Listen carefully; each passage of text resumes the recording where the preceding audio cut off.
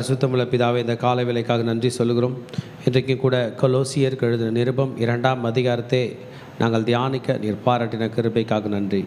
எங்களோட இடைப்படுவீராக, எங்களோடு பேசுவீராக, எங்களை பலப்படுத்துவீராக, எங்களை பலப்படுத்தி சகாயம் செய்வீராக. கேட்டுக்கொண்டிருக்கிற பார்த்து கொண்டிருக்கிற மக்கள் அனைவரோடும் இந்த பிரசனம் பாதுகாப்பு வழிநடத்தல் உண்டாக செய்யுங்க.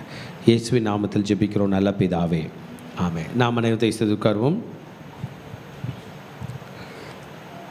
அந்த கொலோசியர் எழுதின நிருபத்திலே 4 அதிகாரங்கள் இருக்கிறது, 4 chapters. பவுல் அப்போஸ்தலன் கொலோசியருக்கு எழுதின நிருபம். கொலோசே என்று சொல்லுகிற பட்டணத்திலே அன்னைக்கு அந்த இடத்துக்கு பேர் சின்ன ஆசியா என்று பெயர். ஆசியான்னு கண்டம் இருக்குல்ல, ஆனால் ஆசியா கண்டத்தில் சின்ன ஆசியான்னு ஒரு இடம் இருக்கும், ஏஷியா மைனர் என்று சொல்லுவார்கள். இன்றைக்கி அது எங்கே இருக்குன்னா துருக்கி நாட்டில் இருக்குது. ஆக கொலோசே சபை, பவுல் அப்போஸ்தலர் எழுதின கொலோசே சபை எங்கே இருக்குது? துருக்கி நாட்டில், டர்க்கியில் இருக்குது. இந்த சபைக்கு ஒரு ப்ராப்ளம் வந்துருச்சான், கொலோசியன் ஹெரிசின்னு சொல்லுவாங்க. பைபிள் டீச்சிங்கை புரட்டி போட்டானா யாரோ ஒருத்தன், சிலர் மாற்றி மாற்றி பேசுறது, குழப்பிடுறது. அதில் என்ன குழப்பிட்டாங்கன்னா, இயேசு தான் சகலத்துக்கும் அதிகாரம். சங்கீதம் 2ஆம் அதிகாரம் சொல்லுகிறது, என்னை கேளும் அப்பொழுது ஜாதிகளை உனக்கு சுதந்திரமாக பூமியின் எல்லைகள் உனக்கு சொந்தமாக கொடுப்பேன்னு சொல்கிறாங்களே, அது இயேசுக்கு தான் தேவன் சொல்லியிருக்கேன்.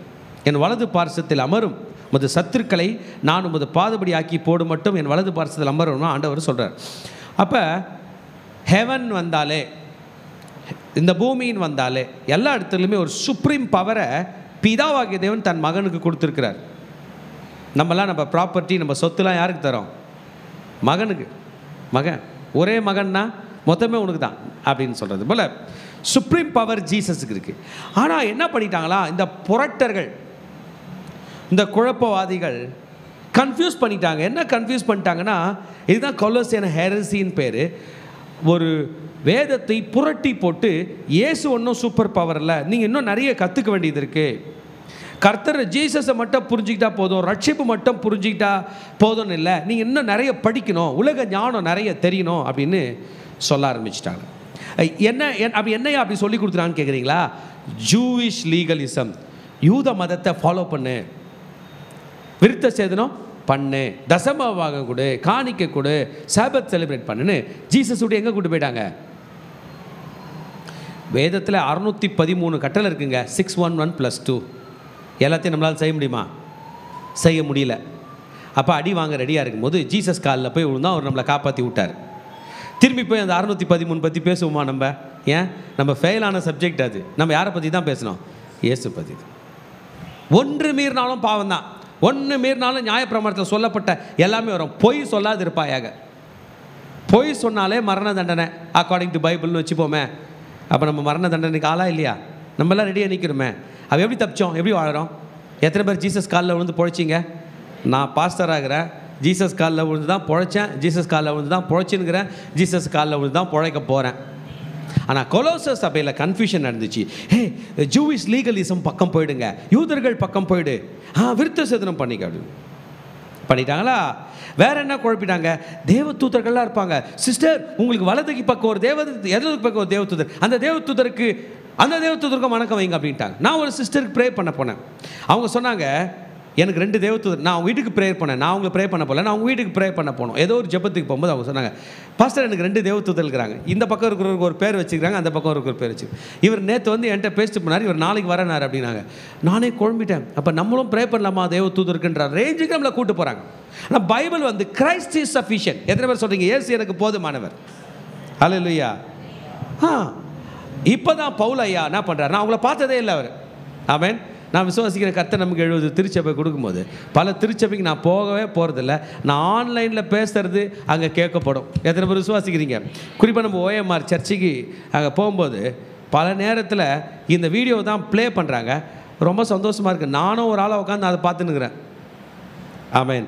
அதுபோல் நம்ம பவுல் ஐயா எக்ஸலண்ட்டான லெட்டர் எழுத போகிறார். உங்களுக்கு யாருன்னா குழப்பம் இருந்து ஜீசஸ் இல்லாமல் நமக்கு ஒரு தேவதூதர் இருப்பாங்களோ, நமக்கு அவங்க இருப்பாங்களோ, இவங்க இருக்கணும், நம்மளும் ஐதீகம் ஃபாலோ பண்ணணும், நம்மளும் காலையிலேருந்து இப்படி பண்ணணும், மதியிலேருந்து இப்படி பண்ணணும், இதெல்லாம் சட்டத்திட்டங்கள் உங்களுக்கு போட்டுவிங்கன்னா ஐயா சொல்ல போகிறாரு, அதெல்லாம் ஃபோக்கஸ் பண்ணாத, ஃபோக்கஸ் ஆன் யுவர் சால்வேஷன். ரட்சிப்புக்கு நன்றி சொல்லு. எது பண்ணாலும் எதை விட்டுறாத? ரட்சிப்பை விட்டுறாத, ரட்சிப்பை விட்டுறாத. பெரிய ரட்சிப்பு மகனே. ரட்சிப்பு என்றால் என்ன? நம்ம நரகத்துக்கே போக மாட்டோம், பரலோகம் தான் போவோம். அதான் ரட்சிப்பு. ரட்சிப்பு இல்லைன்னா பரலோகம் போகவே மாட்டான், நரகத்துக்கு தான் போவான். இப்போ நம்ம பரலோகம் போவோம் என்கிற ஒரு டிக்கெட் வாங்கணுமே, எவ்வளோ நன்றி சொல்ல வேண்டும். அதுதான் ரட்சிப்பு. யார் மூலமாக வாங்கணும்? இயேசு மூலமாக. எப்படி வாங்கணும்? அவர் ரத்தத்தின் மூலமாக. அவர் ரத்தம் என்ன பண்ணுச்சு? என்னை பாவமர கழுவினது. நீ என்னப்பா பண்ண அதை பெறத்துக்கு? எப்படி அப்படி ஒரு புண்ணியம் பண்ண? அப்பா நீ ரட்சிக்கப்பட்டன்னு சொல்ற, என்ன புண்ணியம் பண்ண? ஒன்றும் இல்லைங்க, நம்பினங்க அவரை. அப்படின்னா புண்ணியம் பண்ண, அப்படின்னா தவம் இருந்த, அப்படின்னா தலைக்கீழ இருந்தே, அப்படின்னா ஒரு பொழுது இருந்த, அப்படின்னா நீ விரதம் இருந்த அப்படின்னு கேட்டால் ஒன்றுமே பண்ணலங்க.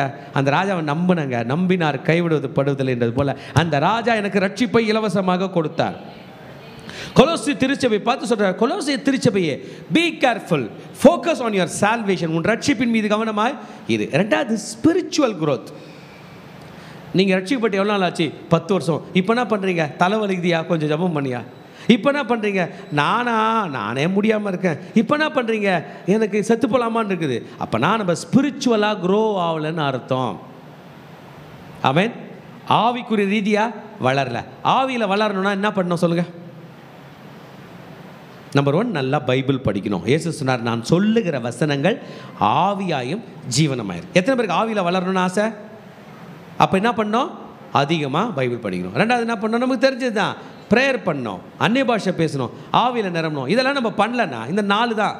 ஜெபம் பண்ணு, ஆவியில் நிரம்பு, பரிசுத்தருடைய நிறைவு வேணும், வேதத்தை வாசிக்கணும். நம்ம அதை பண்ணாதனால தானே நோஞ்சானா இருக்கிறோம். ஆமென். காலையிலையும் சாப்பிடல, மதியமும் சாப்பிடல, நைட்டும் சாப்பிடல. அவர் ஸ்ட்ராங்காக இருப்பாரா, வீக்காக இருப்பாரா? அப்படி தானே இன்னைக்கு சொல்ல போகிறார். Focus on your salvation. அதை மட்டும், ரட்சிப்பை பார், அடுத்தது ஆவிக்குரிய வளர்ச்சியை பார். ஆமென். சரியாக சொல்லியிருக்காரா இல்லையா? பவுல் அப்போஸ்தலன் ஒரு சீஃப் பாஸ்டர் மாதிரி உயிராக இருந்தார்னா, இங்கே இருந்தார்னா இதே தானே சொல்லிக் கொடுப்பாரு நமக்கு. எத்தனை பேர் சொல்லுவது கொடுப்பாருன்னு சொல்கிறீங்க? அப்போ அவர் வரல, அவர் கையிலே எழுதின லெட்டர் என்ன மொழியில் எழுதியிருக்காருன்னா கிரேக்க மொழியில் எழுதி லத்தீன் மொழிக்கு போய் இங்கிலீஷுக்கு போய் அங்கே போய் இங்கே போய் தமிழ் நம்ம கையில் வந்துக்குதுன்னா இதை யார் சொல்கிறதா எடுத்துக்கணும்? பவுல். யார் எழுதியிருக்காரு? அன்னைக்கு கொலோசி சபையை பார்த்து சொன்னவர் இன்னைக்கு நம்மையே பார்த்து சொல்லுகிறார், நீ ரட்சிப்பை பார், ஆவிக்குரிய வளர்ச்சியை பார். சொல்லுங்க பார்க்கலாம் உங்கள் மூளையை பார்த்து.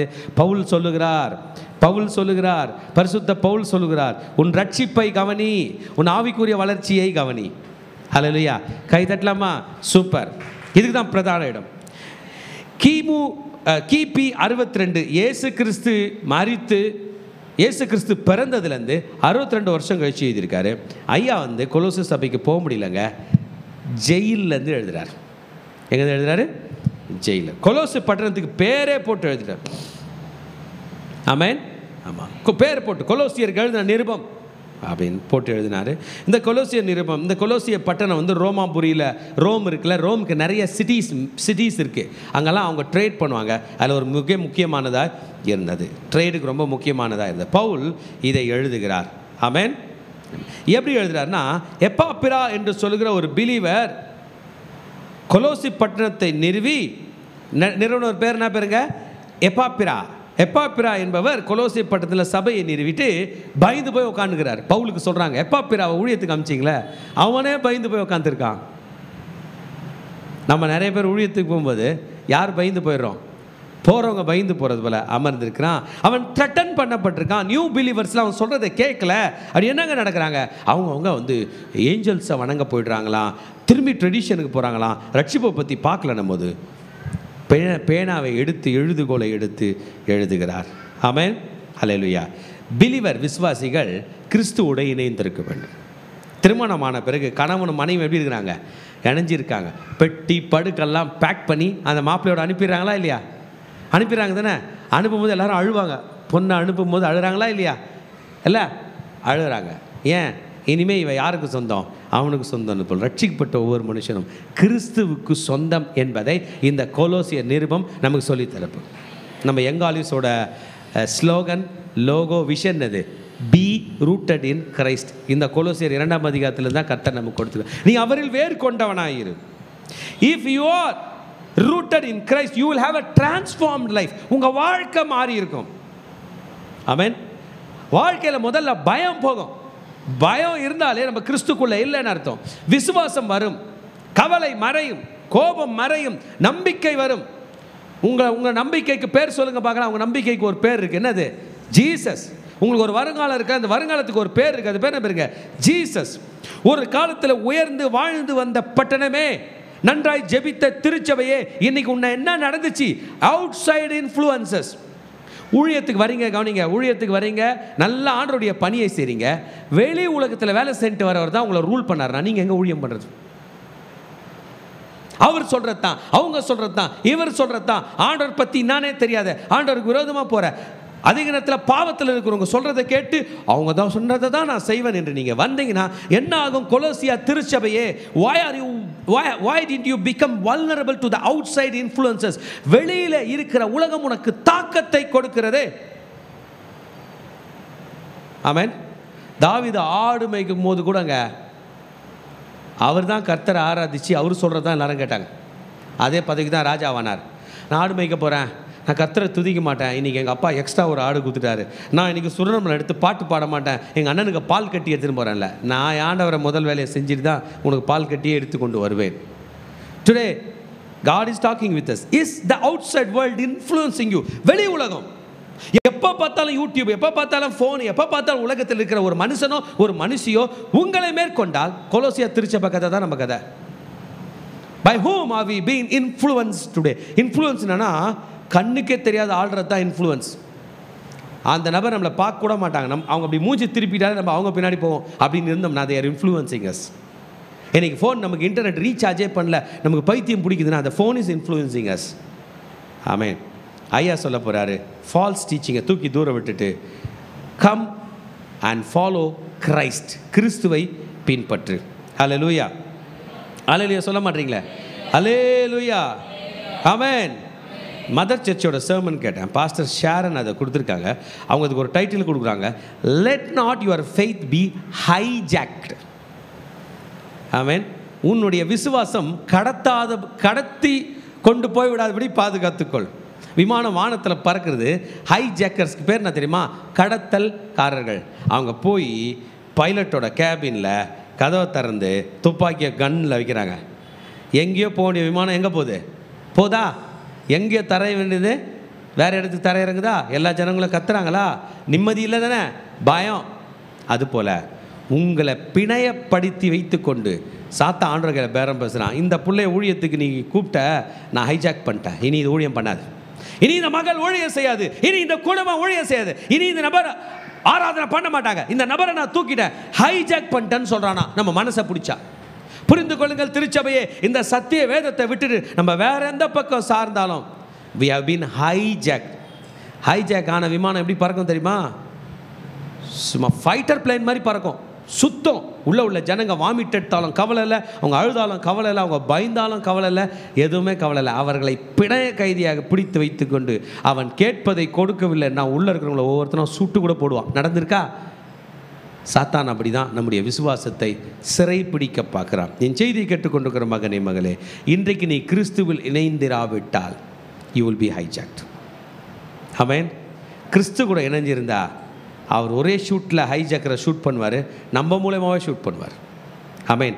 தலைமையில கை வச்சு சொல்லமா, என்னுடைய விசுவாசம் ஒருபோதும் கடத்தப்பட்டு விடாதபடிக்கு நான் கிறிஸ்துவில் நிலைத்திருக்க உதவி செய்யும். இயேசுவின் நாமத்தில் பிதாவே. ஆமென். என்னுடைய செய்திக்கு உங்களை அன்புடன் வரவேற்கிறேன். நான் இன்ட்ரோடக்ஷன் உங்களுக்கு கொடுத்துட்டேன். என்னுடைய செய்தி பற்றி நான் பார்க்க போகிறேன். இன்றைக்கு படிக்க போகிறது 2ஆம் அதிகாரம் கொலோசியர்.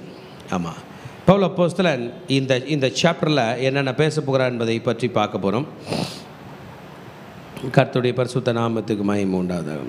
நான் ஏற்கனவே சொன்னது போல் இந்த கொலோசிய சபையினுடைய விசுவாசத்தை கிறிஸ்து பக்கம் சார வேண்டும் என்பதாக இந்த எப்பாப்ரா மூலமாக கேள்விப்படுறாரு. கொலோசிய சபையில் ஒரு குழப்பம் இருக்குது, கொலோசிய சபையில் ஒரு ஹெரசினா சொல்கிறது ஒரு மாற்று உபதேசம், மார்க்க பேதம் இருக்குது அப்படின்னு கேள்விப்படுறோம். சில விஷயங்கள் பாருங்கள், நம்ம சர்ச்சிலே கூட நடந்திருக்கு. நான் எல்லாருக்கும் திருவிருந்து கொடுக்கும்போது அந்த ஒரு குறிப்பிட்ட நபர் எடுக்கலைன்னா அவங்க சொல்கிறாங்க திருவிருந்தெல்லாம் எடுக்கக்கூடாது. அதெல்லாம் இல்லை, என்ன பண்ணல இல்லை, பயங்கரமாக ஆர்கியூமெண்ட் பண்ணுறாங்க. திருவிருந்து கொடுக்கவும் கூடாது, எடுக்கவும் கூடாது. அவங்க பைபிளே வைக்கல, ஏதோ பேசுகிறாங்க. இன்னொருத்தர் சொன்னாங்க ஞானஸ்தானம் தேவையில்லை, ஞானஸ்தானம் தேவையில்லை. இன்னொருத்தர் சொன்னாங்க சாட்சி சொல்லவே கூடாது, சாட்சி சொன்னால் ஆண்டவர் கேட்குறதுக்கு முன்னாடி சாத்தான் கேட்டு நீ ஏன் சாட்சி சொல்லணும்னு அடிக்க வந்துடுவான். இந்த மாதிரி நிறைய இதெல்லாம் ஹெரிசி.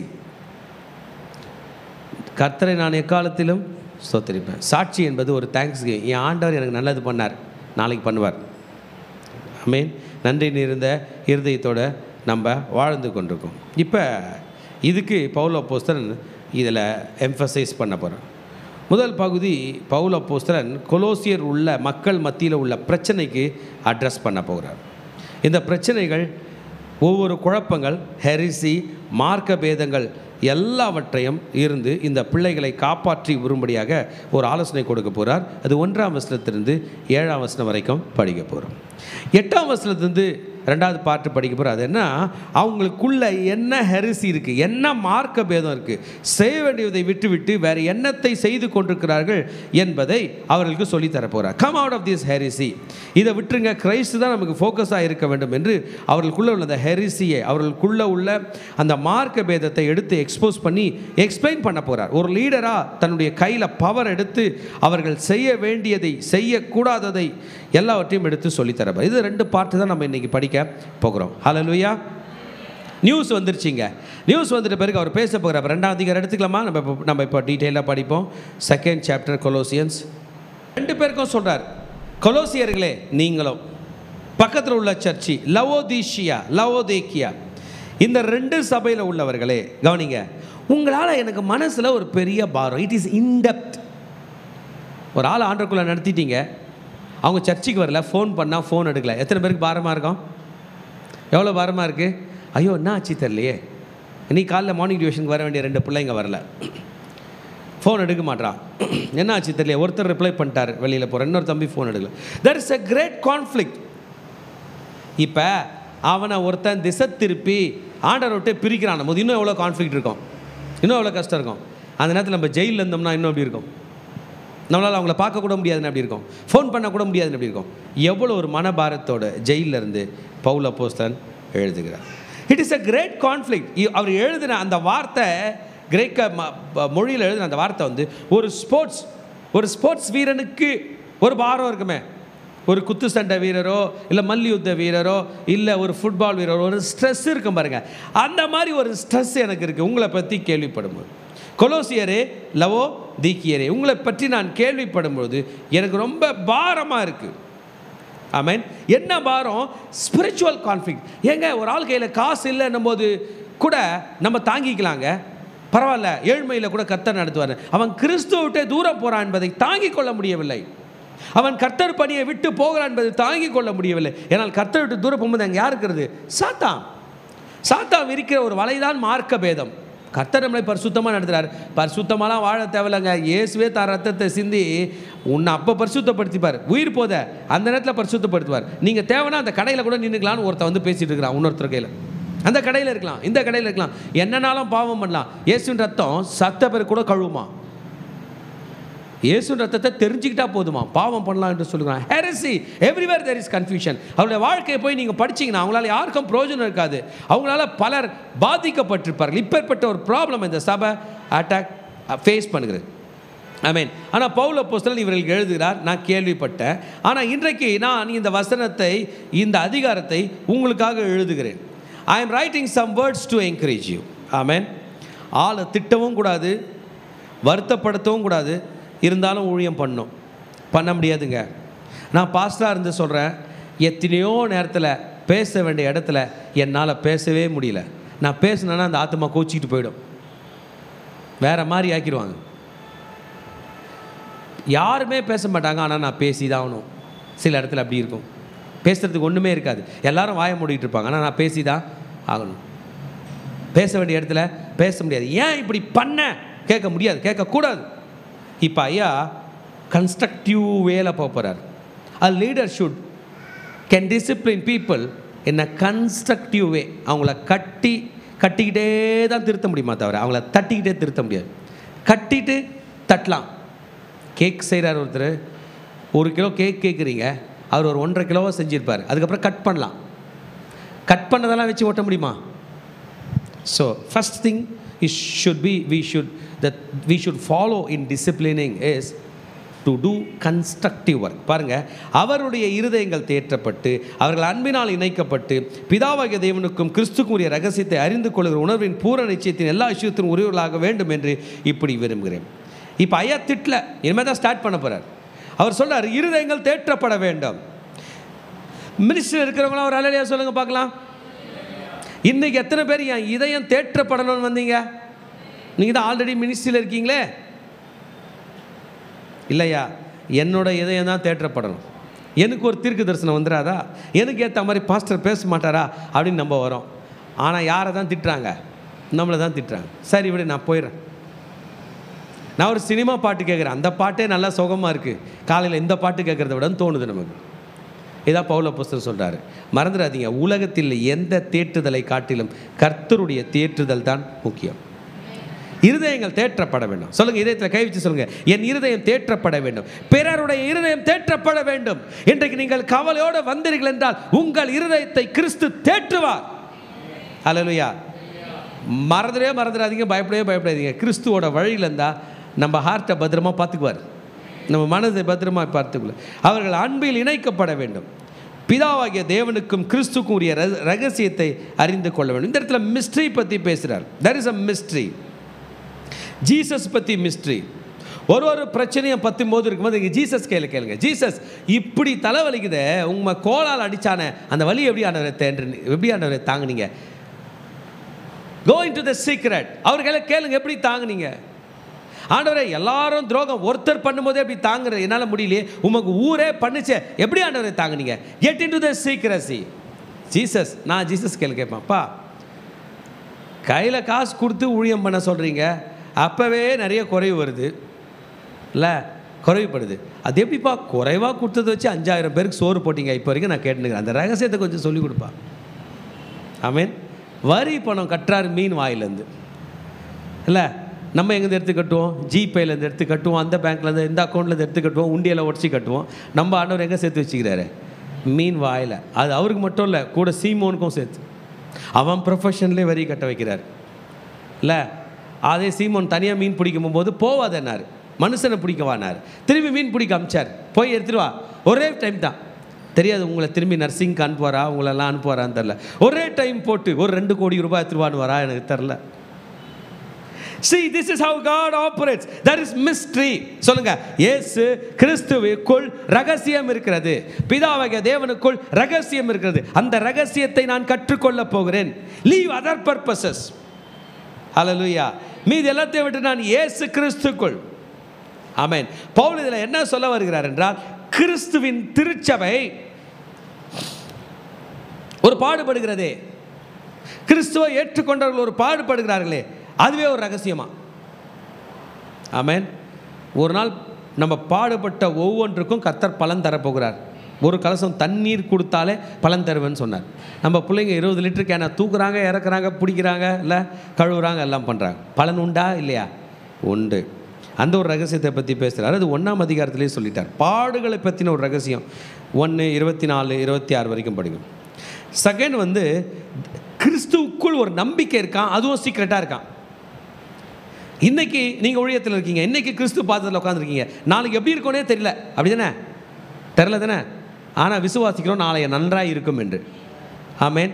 அந்த நன்றாக இருக்கிறது எப்படிப்பா நீ சொல்கிற? அது அங்கே ரகசியம். 10 ஆண்டுகள் ஆகிறது திருச்சபை ஆரம்பித்து. எத்தனையோ மாற்றங்கள், எத்தனையோ கஷ்டங்கள், எத்தனையோ உயர்வுகள். ஆமேன். ஒன்றுத்துலேயும் கைவிடாமல் இன்றைக்கி நிற்கக்கூடிய கிருபை தந்திருக்கிறார். நானும் திரும்பி திரும்பி பார்க்குறேன், அது ஒரு ரகசியமாகத்தான் இருக்கிறது. எப்படி நடத்தினார், எப்படி நடத்துகிறார், எப்படி நடத்த போகிறார். அல்லேலூயா. 2 ரகசியம். ஒன்று பாடே ரகசியம், இன்னொன்று நம்பிக்கையே ரகசியம். 3வது அவருடைய எல்லா ஞானமும் ரகசியமா, எல்லா ஞானமும் ரகசியம். ஆமேன். ஒரு எக்ஸாம்பிள், உங்கள் கையில் ஒரு தர்பூசணி பழம் விதையை கொடுத்துட்றேன்.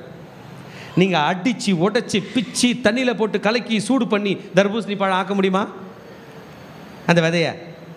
ஆனால் மண்ணில் போடுறீங்க, அது ஒரு இலை விட்டு ஒரு ஸ்ப்ரவுட் ஆகி வெளியில் வந்து அப்படியே ஒரு சின்ன கொடி படர்ந்து அப்படி போய் இப்படி போய் இப்படி போய் இப்படி இப்படி லாஸ்ட்டாக ஒரு பூ பூத்து ஒரு காய் காய்த்து திரும்பி தர்பூசணி பழத்தை தருது. இது ரகசியமாக இல்லையா? ஆமென். படித்தே கண்டுபிடிக்க முடியல. நம்ம படிச்சுட்டு தான் இருக்கிறோம். We are still learning. நம்ம ஒன்றும் அதை கண்டுபிடிக்கல. நம்ம என்ன பண்ணுறோம்? படிக்கிறோம். அதாவது படிச்சுட்டே தெரியுன்றோம், நம்ம செஞ்சுட்டு தெரியும்ல, படித்ததுமே தெரியும்ங்கிறோம். அந்த ரகசியம், அவருடைய ஞானமே ஒரு ரகசியமா. 3 ரகசியத்தை பவுல் அப்போஸ்தலன் சொல்லி தரப்பார் இந்த இந்த இந்த இந்த கொலோசியர்களில். 1, நம்ம படுற பாடே ஒரு ரகசியம். 2வது, நம்முடைய நம்பிக்கையே ஒரு ரகசியம். ஆனால் அந்த ஞானமும் ரகசியம். அதனால தான் ஞானமாக ஏதாகிலும் செய்ய வேண்டும் என்று விரும்பினால், அல்லேலூயா, உங்கள் பணத்தை ஞானமாய் செலவு செய்ய வேண்டும் என்று விரும்பினால், உங்கள் பாடுகளிலும் ஞானமாய் நடக்க வேண்டும் என்று விரும்பினால், நாளையை குறித்து நீங்கள் நம்பிக்கையோடு இருக்க வேண்டும் என்று விரும்பினால், இது ரகசியம். இது கிறிஸ்துவுக்குள் தான் இருக்கிறது. This treasure is hidden in Jesus Christ. இது இயேசு கிறிஸ்துவுக்குள் தான் இருக்கிறது என்பதை பவுல் அப்போஸ்தலன் நமக்கு சொல்லி தர போகிறார். ஹல்லேலூயா. 3 வருஷம் பார்த்துருக்கோம். 4th verse ஸ்டார்ட் பண்ணிட்டு எதில்? நய வசனிப்பு. நமக்கு எது பிடிக்கும்? நய வசனிப்பு தான் பிடிக்கும். இங்கே வாங்கல, உங்ககிட்ட ஒன்று சொல்கிறேன். அப்போனா நம்ம தைரியமாக கிளம்பி போவோம். எதோ ஒன்று சொல்கிறேங்க, உங்ககிட்ட தான் சொல்லணும், வேறு யார்கிட்ட நான் சொல்லக்கூடாது. நமக்கு ரொம்ப பிடிக்கும் இல்லை? அங்கே போய் அவங்க சொல்கிறது நம்மளை ஊழியத்தை விட்டு பிரித்தா போகலாமா? இனிமேல் புதன்கிழமை ப்ரேயருக்கு போய் நீ வர்ஷிப் பண்ணாத, நீ போகாத அப்படி நிறுத்தினா பிடிக்குமா? போகலாமா? காலம் கடைசி காலமாக இருக்குது திருச்சபையே. அவரை விட்டு பிரிக்கிற எல்லாமே நயவசனிப்பு தான். ஆமேன். என்கிட்ட யாரோ ஒருத்தர் பேசுகிறாங்க, அவங்க பேசின பிறகு எனக்கு ப்ரேயரே பண்ண பிடிக்கலனா, அது என்னது? கிறிஸ்துவை விட்டு, அவர் சபையை விட்டு பிரிக்கிற எல்லாமே நயவசனிப்பு. Don't listen to it. கொஞ்ச நாளுக்கு முன்னாடி ஒரு கூட்டமான வாலிபர்கள் நமக்கு விரோதமாக எழும்பினாங்க. அதில் ஒருத்தர் வெளியே போய் வேறு ஏதோ பாடங்கள்லாம் கற்றுட்டு வந்து, முதல்ல நம்மளால் ஆண்டவருக்குள்ளே வழிநடத்தப்பட்டு அவங்க ஹெல்ப் பண்ணி படிக்க வச்சு ஊழியத்துக்கு கொண்டு வந்து வேலையெல்லாம் வாங்கி கொடுத்த பிள்ளைங்களை தசம பாகம் கொடுக்கக்கூடாதுன்னு நிறுத்துனாங்க. ஏன்னா சர்ச்சுக்கு தசம பாகம் கொடுத்தா யார் பணக்காராயிடுவார்? பாஸ்டர் பணக்கார. ஆலயத்தில் ஆகாரம் உண்டாயிருக்கும்படி தசம பாகங்கள் எல்லாம் ஆலயத்தில் கொண்டு வாருங்கள். செவ்வாய்க்கிழமை தெலுங்கு சர்வீஸுக்கு, புதன்கிழமை காலையில், அப்புறமா மார்னிங் டியூஷனில் டீ காஃபி நம்ம சாப்பிட்றது, ஸ்நாக்ஸு, யங்காலிஸ் சின்ன பிள்ளைங்களுக்கு கொடுக்குறது எல்லாமே ஸ்டாப் பண்ணுறதுக்கு சாத்தான் ஒரு சதி கொண்டு வந்தான். பயங்கரமான சதி. ஐயோ, இந்த பிள்ளைங்களை நம்மளால் அட்ரஸ் பண்ண முடியல. அந்த நேரத்தில் இந்த அதிகாரத்தான் படித்து அந்த பிள்ளைங்களுக்கு நான் எக்ஸ்பிளைன் பண்ணேன். அவன் நினச்சான் எல்லாரையும் வழி விலக பண்ணலான்னு. சிலர் மட்டும் அவன் சொல்கிறத கேட்டாங்க. மீதி பிள்ளைங்க நின்று இன்றைக்கி சபையை கட்டினாங்க. இல்லைன்னா கஷ்டம். சபையை வளர்ப்பது நம் அனைவருடைய கடமை. ஒரு நாள் ஹெட் ஆஃபீஸ் எல்லாத்தையும் டேக் ஓவர் பண்ணோம். அவர் வரும்போது மொத்த சர்ச்சும் அவர்கிட்ட போயிடும். அவர் டேக் ஓவர் பண்ணிப்பார். ஆனால் அது வரைக்கும் நம் சபையை நாம் கட்ட வேண்டும். தசம பாகத்தின் மூலமாய் தான் சபையை கட்ட வேண்டும். என் ஆலயத்தில் ஆகாரம் உண்டாயிருக்கும்படி தசம பாகங்கள் எல்லாம் என் ஆலயமாகிய பண்டக சாலையில் கொண்டு வராங்க. நமக்கு நல்லாயிருக்கும், மற்றவங்க சொல்லும் போது கேட்க நல்லாயிருக்கும். இவர் சொல்லிட்டார் கொடுக்கக்கூடாதுன்னு, அவர் சொல்லிட்டார் கொடுக்கக்கூடாது. இல்லை மகனே, கர்த்தர் என்ன சொல்கிறார்? நமக்கு நய வசனிப்பா பேசுகிறவங்க நம்மளை பரலவங்க கூட்டு போவாங்களா?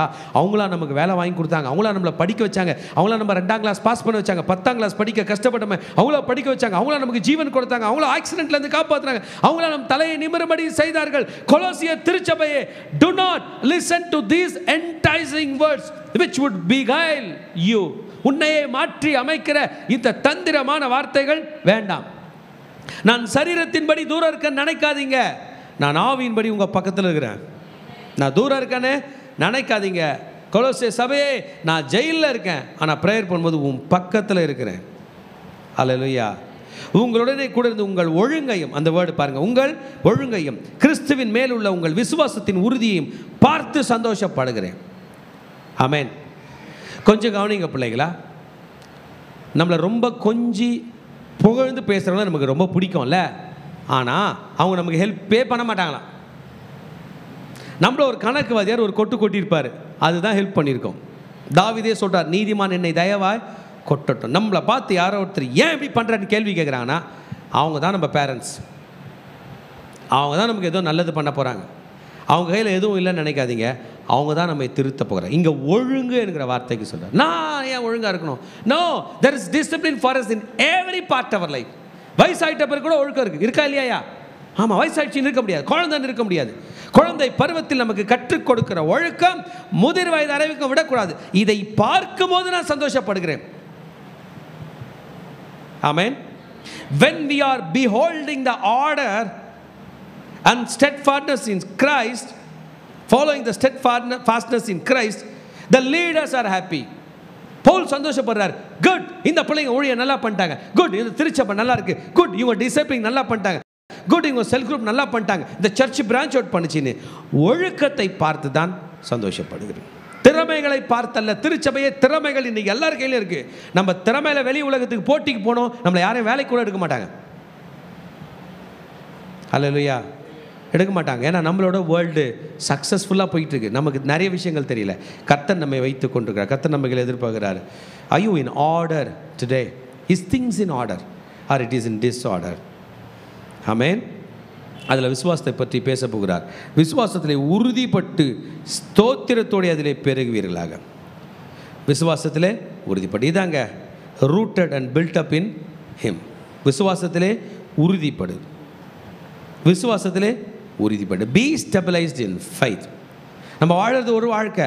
அவிசுவாசத்தோட பயந்து சாத்தான் காலில் விழுறதுக்கு விசுவாசத்தோட எழுந்து கோலியாத்துகளை வீழ்த்தக்கூடிய கிருபையை கர்த்தர் தருவார். யோசிச்சு பாருங்க. நேருக்கு நேர் நின்று பேசினார் தாவீது. நீ நிந்திக்கிற இஸ்ரவேலின் இராணுவங்களின் சேனைகள் தேவனுடைய நாமத்தை கொண்டு உன்னை எதிர்த்து வருகிறேன் அப்படின்னு ஒரு குரல் போனார். இன்றைக்கு உலகத்தை பார்த்து சொல்ல வேண்டும், நான் விசுவாசத்தில் நிற்க போகிறேன். விசுவாசன்றது நான் இயேசுவை நம்ப போகிறேன். அதான் விசுவாசம், வேற ஒன்றும் கிடையாது. பெருசில் ஜீசஸ் சொன்னார், விசுவாசன்றது கடுகளவு இருந்தால் போதும். நம்ம கடுகளவாக ஜீசஸை நம்புகிறோம், ரொம்ப நம்புகிறோம். சாமி நீ தான் பெருகலாமா? எத்தனை பேர் பெருக போகிறீங்க? ஐயா என்னென்ன சொல்கிறா பாருங்க. நீ வந்து உறுதிப்படு, கட்டப்படு, be rooted in him, be built, be stabilise, be taught in thanks giving.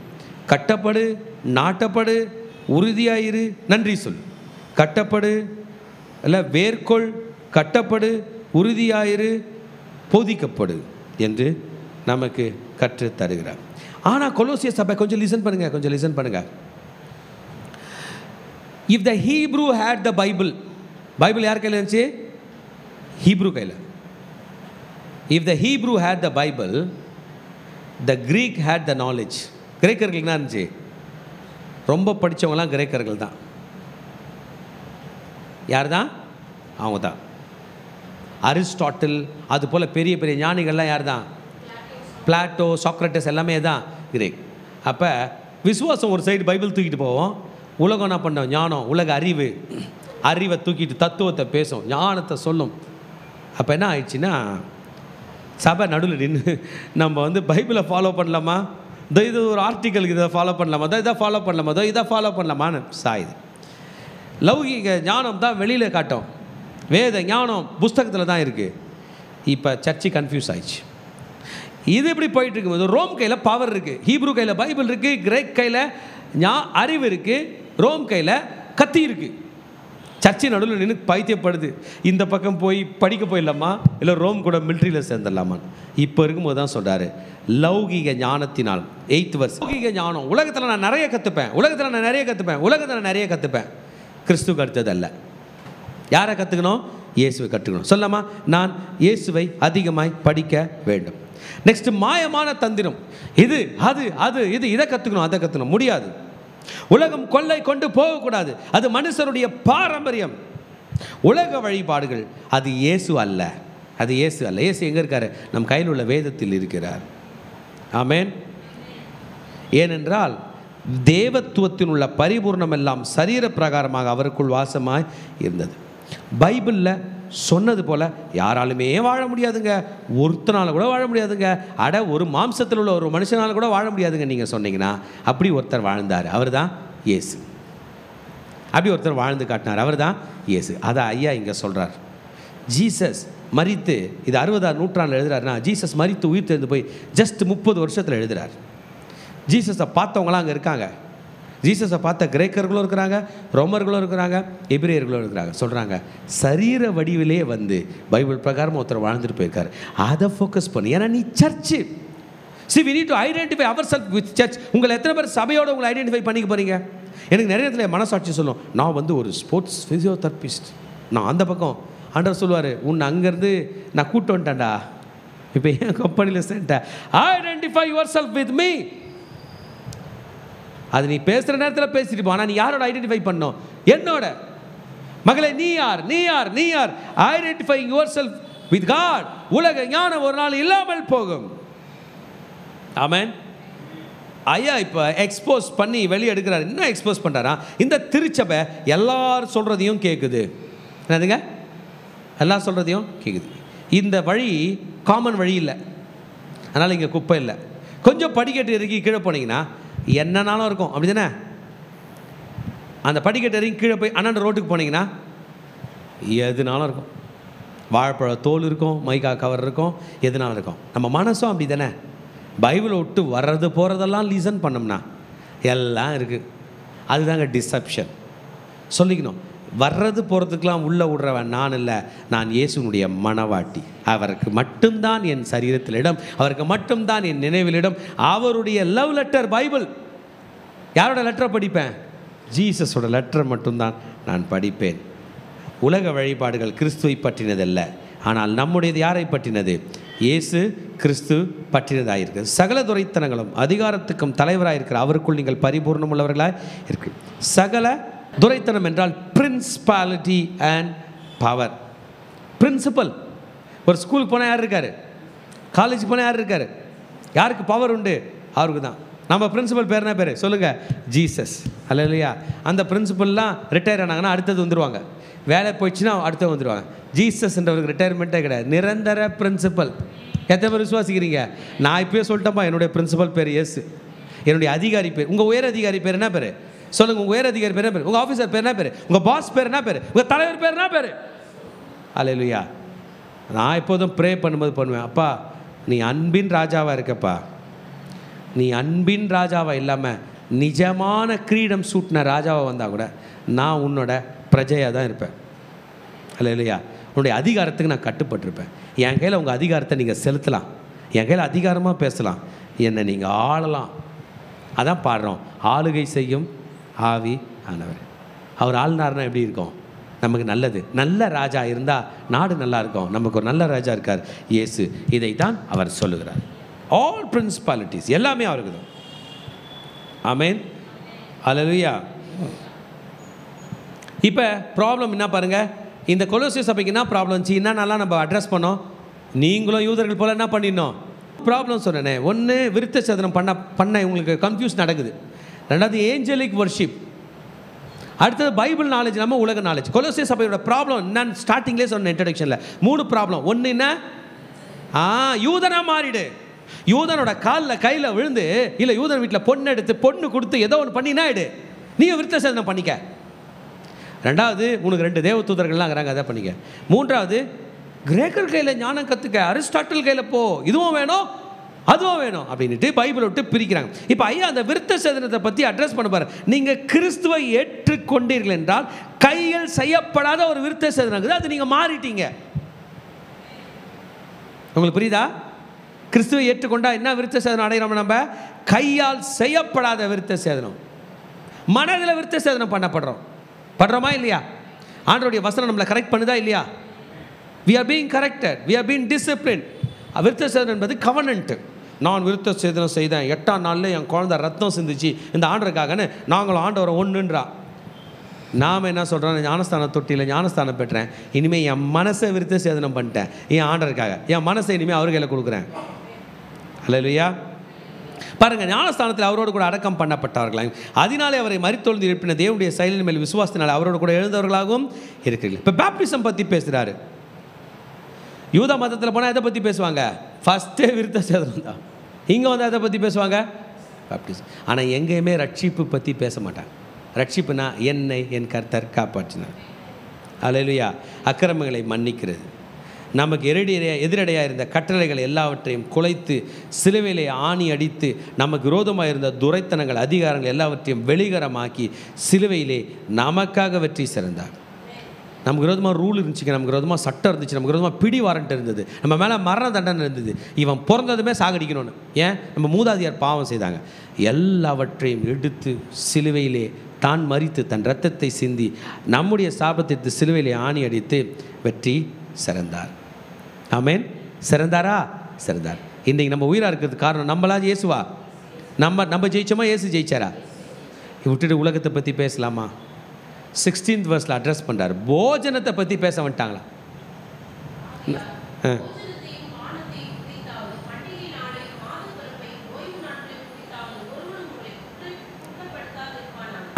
இப்போ இங்கே பாருங்கள் என்ன நடந்திருக்கோன்னா, இப்போ இவங்களுக்கு என்னைக்கு லீவோ அன்றைக்கி ப்ரே பண்ண போயிருப்பாங்க. சரி, இந்த கண்ட்ரியில் புதன்கிழமை அன்றைக்கி லீவுன்னு விடுவோம். அன்றைக்கி ஈவினிங் ப்ரேயர் வச்சுருப்பாங்க. 4 யூதர்கள் வந்து ப்ரேயர்லாம் சனிக்கிழமை சாயந்தரம் தான் வைக்கணும், வெள்ளிக்கிழமை சாயந்தரம் தான் வைக்கணும். ஏன்னா அது சேபத். அப்போ வந்தவங்கள திருப்பி அனுப்பிட்டாங்க. 4 பற்றி பேசாத, மாத பிறப்பை பற்றி பேசாத. எங்கள் காலண்டரில் இத்தனாம் தேதி முழு நிலா, நோ மூன் டே, அமாவாசை.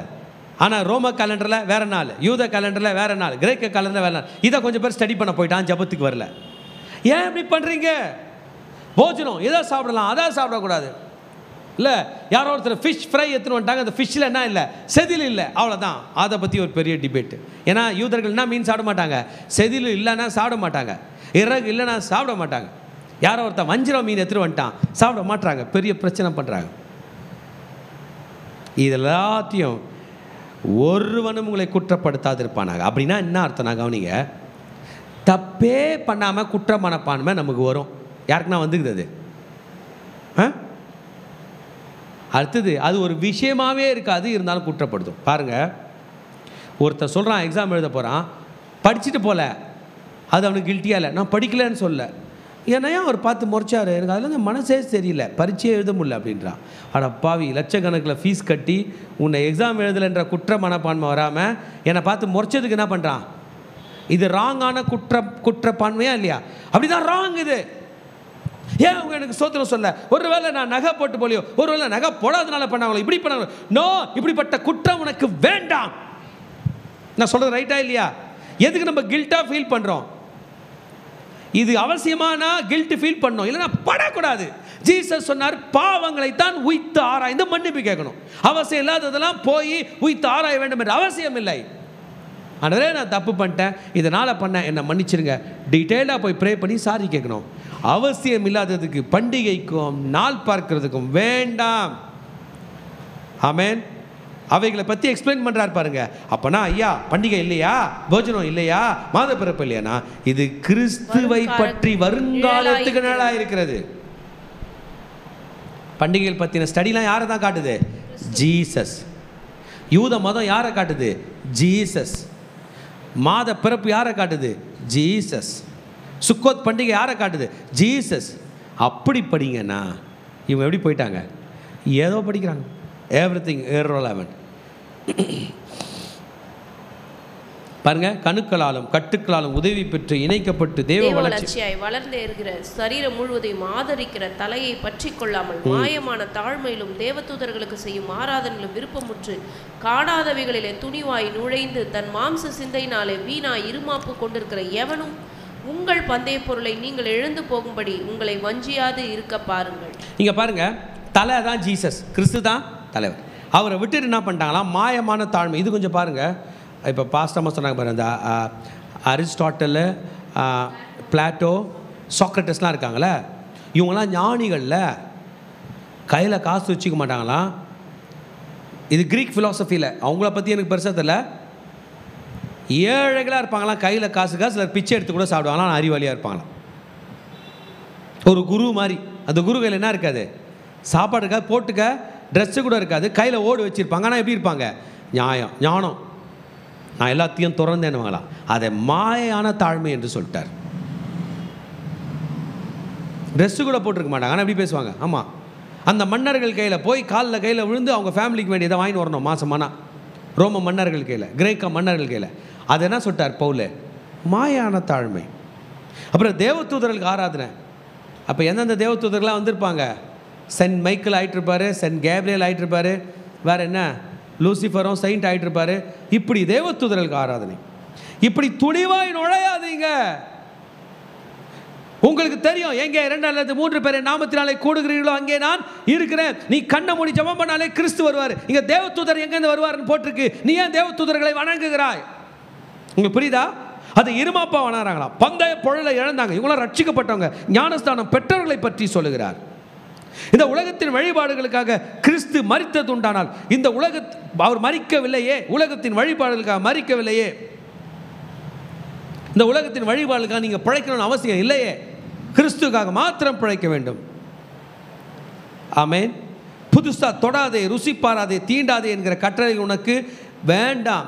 இது சாப்பிட்டாலும் அழிந்து போகும், சாப்பிட விடாலும் என்று அழிந்து போயும். சுய இஷ்டமான ஆராதனைகளையும் மாயமான தாழ்மையும் சரீர ஒடுக்கையும் பற்றி ஞானம் என்கிற பேர் கொண்டிருக்கின்றாலும் இவர்கள் மாம்சத்தை பேணுகிறதுக்கு ஒழிய மற்றொன்றுக்கும் பிரயோஜனம் படாது.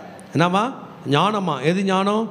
சுய இஷ்டமான ஆராதனை, மாயமான தாழ்மை, சரீரத்தை ஒடுக்கிறதை பற்றி. இதுனா சரீரத்தை ஒடுக்கிறது சாப்பிடாமல் இருக்குது, 21 நாள் இருக்குது, 40 நாள் இருக்குது, நான் ஆண்டவருக்காக பண்ணுற உபவாசத்தை பற்றி சொல்ல, இப்படியெல்லாம் ஒரு பிளான் பண்ணி சரீரத்தை ஒடுக்குகிறது இல்லை. இது ஞானம் அல்ல.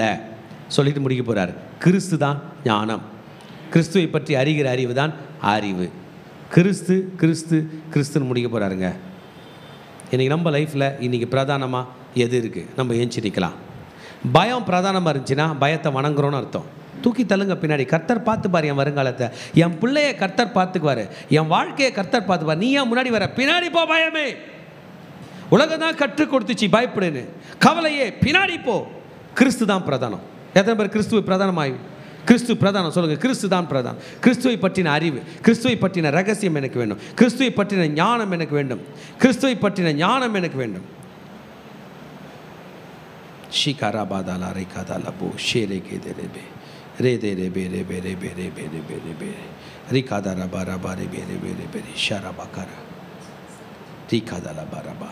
நம்ம எழுந்து நின்று கர்த்தரை ஆராதனை செய்யப்போகிறோம். வாங்க எழுந்து நிற்போம். நாம் எழுந்து நிற்போம், கர்த்தரை ஆராதனை செய்ய போகிறோம். ஷரகாதாலபா ரகாதாலபோ ஷிதாரபா ரதாரபா காதாரா. நம்முடைய ஆண்டவராகிய இயேசு கிறிஸ்துவை நோக்கி நாம் பார்க்க போகிறோம். நம்முடைய தேவனாகிய கர்த்தர், அவருடைய ரட்சிப்பு, அவர்தான் வழியாக இருக்கிறார், அவர்தான் சத்தியமாக இருக்கிறார், அவர்தான் நமக்கு ஜீவனாக இருக்கிறார். அவரை மாத்திரம் நாம் நோக்கி பார்க்க போகிறோம். இந்த உலகம், இந்த உலகத்துக்குரிய ஞானம், இந்த உலகத்துக்குரிய காரியங்கள், எந்த லீகலிசமும் நம்ம பார்க்காத படிக்கை நம்ம ஆண்டவராகிய இயேசு கிறிஸ்துவை நோக்கி நம்ம பார்க்க போகிறோம். நம்முடைய சிந்தைகளை, நம்முடைய இருதயத்தின் நினைவுகள் அனைத்தையும் அவர் பக்கமாக நம்ம திருப்ப போகிறோம். ஓ, உமக்கு நன்றி செலுத்துகிறோம் அப்பா. எங்கள் தேவனாகிய இயேசு கிறிஸ்துவே, எனக்காக பிறந்தீரே, எனக்காக மரித்தீரே, எனக்காக நீர் உயிர்த்தீரே, என் இயேசு மகாராஜனே.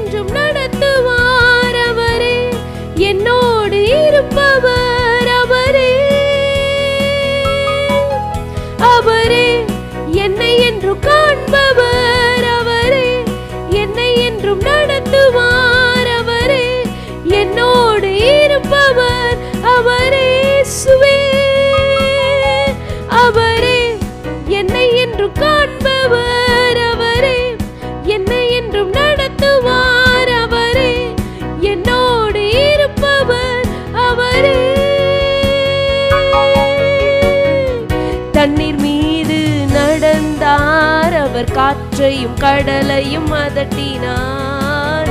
உயிர் தெழுந்த தேவனவர், அவர் என்னோடென்றும் இருக்கிறார். தண்ணீர் மீது நடந்தார், அவர் காற்றையும் கடலையும் அதட்டினார். உயிர் தெழுந்த தேவனவர், அவர் என்னோடென்றும் இருக்கிறார். அவரே என்னை என்றும் காண்பவர், அவரே என்னை என்றும் நடத்துவார். அவரே என்னோடு இருப்பவர், அவரே அவரே என்னை என்று காண்பவர். அவரே என்னை என்றும் நடத்துவார். அவரே என்னோடு இருப்பவர். அவரே அவரே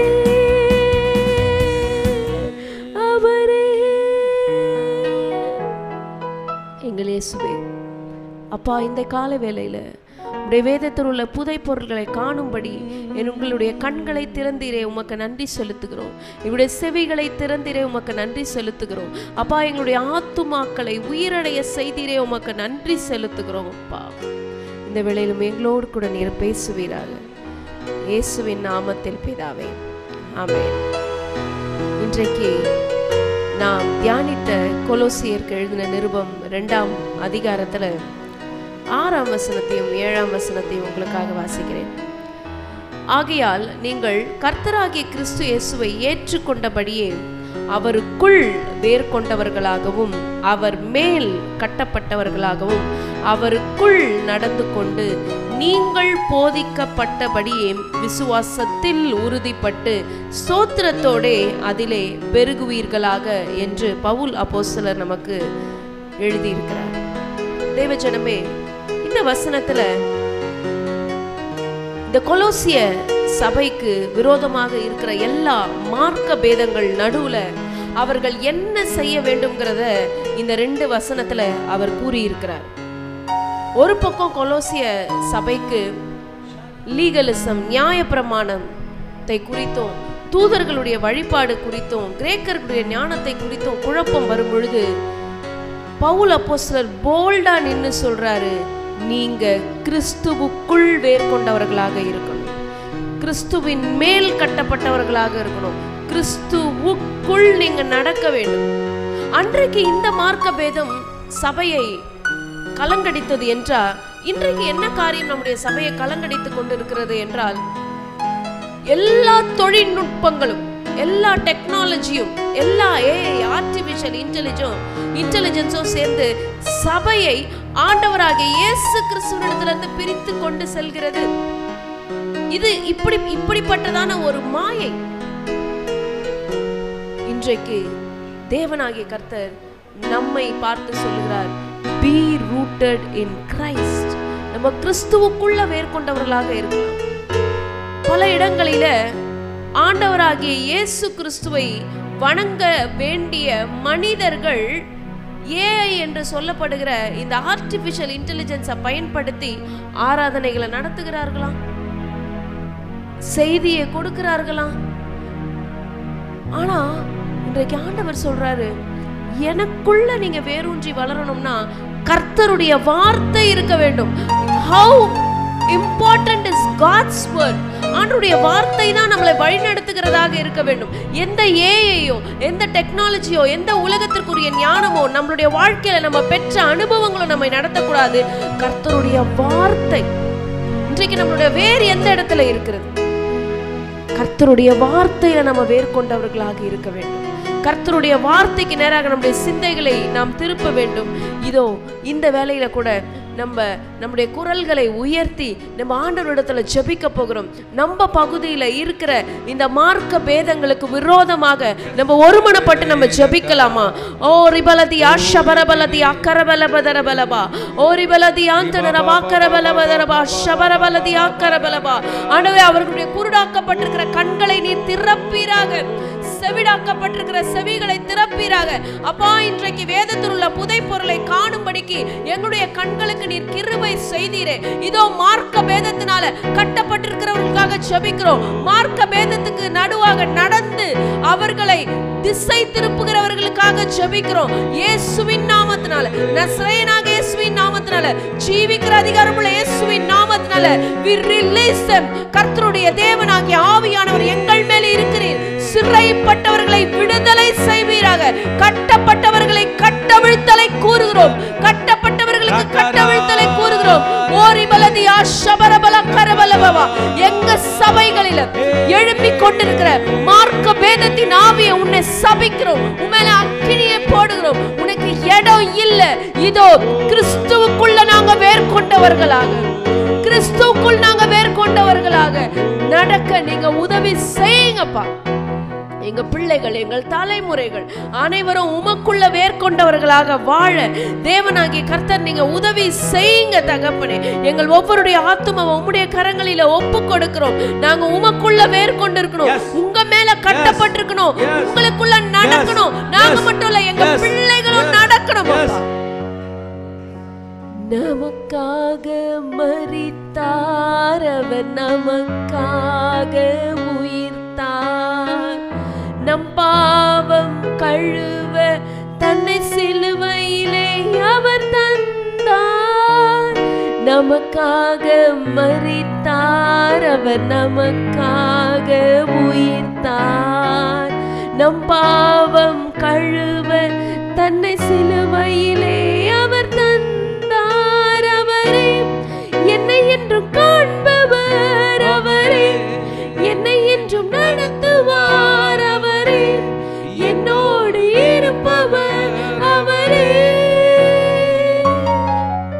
அவரே என்னை என்றும் காண்பவர். அவரே என்னை என்றும் நடத்துவார். அவரே என்னோடு இருப்பவர், அவரே அவரே. வேதாகமத்தை நம்ம கையில் எடுத்துக்கொள்ள போகிறோம். ஒரு ஜெபம் செய்ய போகிறோம். எங்கள் அன்பின் தகப்பனே, இந்த வேளையில கூட அப்பா உடைய வார்த்தைகளை நாங்கள் உறுதியாக பற்றிக் கொள்கிறோம்ப்பா. இந்த காலகட்டங்கள், இந்த கடைசி காலத்தினுடைய கடைசி மணித்துளிகளில் வாழ்ந்து கொண்டிருக்கிற நாங்கள் உம்முடைய வார்த்தையின் மேல அப்பா வேர்கொண்டவர்களாக, கட்டப்பட்டவர்களாக, உமக்குள் நடக்கிறவர்களாக நாங்கள் வாழ்வோம். நாங்க மாத்திரம் இல்ல, எங்க பிள்ளைகள், எங்கள் தலைமுறைகள், எங்க குடும்பங்களையும் அதற்கு ஏற்றபடி நாங்கள் நடத்துவோம் என்று உம்முடைய தேவ சமூகத்துல நாங்கள் உறுதி அளிக்கிறோம். உறுதியில அப்பா நாங்கள் தரித்து நிற்க தேவனாகிய கர்த்தர் எங்களை பலப்படுத்துங்க. எங்கள் மீது உம்முடைய கண்களை வைத்து எங்களுக்கு ஆலோசனை சொல்லுங்க. எங்களுக்கு ஞானத்தை கொடுங்க, எங்களுக்கு பலனை கொடுங்க, எங்களுக்கு வல்லமையை கொடுங்க. உம்முடைய கரங்கள்ல எங்களை ஒப்பு கொடுக்கிறோம். முழு சபைகளையும் ஒப்பு கொடுக்கிறோம். இயேசுவின் ரத்தம் ஜெயம், இயேசுவின் நாமத்தில் பிதாவே, ஆமென். கர்த்தர் தாமே உங்களை ஆசீர்வதிப்பாராக. ஷாலோம். Have a blessed day. கடைசி ஆசீர்வாதத்துக்கு நேராக கைகளை விரித்துக்கொள்ளும். ஈவரக்கா அடோனாய் வயீஷ்மரக்கா யா ஏ அடோனாய் பனவ் அல்லக்கா விஹுனக்கா ஈஷா அடோனாய் பனவ் அல்லக்கா வயசம் லக்கா ஷாலோம், வயசம் லக்கா ஷாலோம். கர்த்தர் உன்னை ஆசீர்வதித்து காக்க கடவர். கர்த்தர் தன் முகத்தின் மேல் பிரகாசிக்க பண்ணி உன்மேல் கிருபையா இருக்க கடவர். கர்த்தர் தன் முகத்தை உன்மேல் பிரசன்னமாக்கி உனக்கு சமாதானம் கட்டளையிட கடவர். ஹல்லேலூயா, ஹல்லேலூயா, ஹல்லேலூயா.